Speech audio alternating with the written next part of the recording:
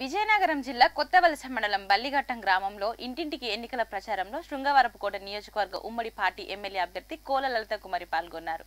గ్రామ నాయకులతో కలిసి ఇంటింటికి తిరుగుతూ శంకరావం బాబు సూపర్ 6 అండ్ భవిష్యత్తుకు గ్యారంటీ పథకాలను ప్రజలకు వివరించారు. ఇంటింటికి కరపత్రాలు పంపిణీ చేశారు.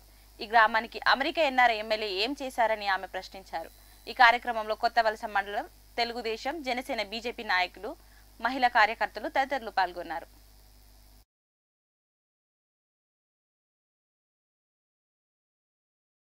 భారాన్ని మోపు ముందుకెళ్తుంది.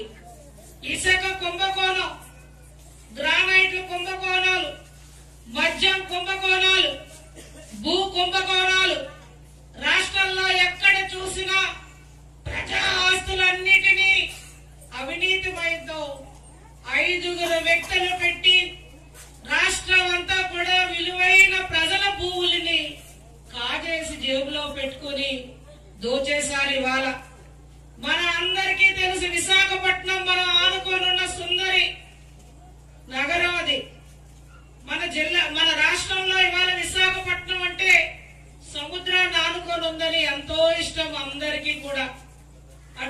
అటువంటి విశాఖపట్నంలో కూడా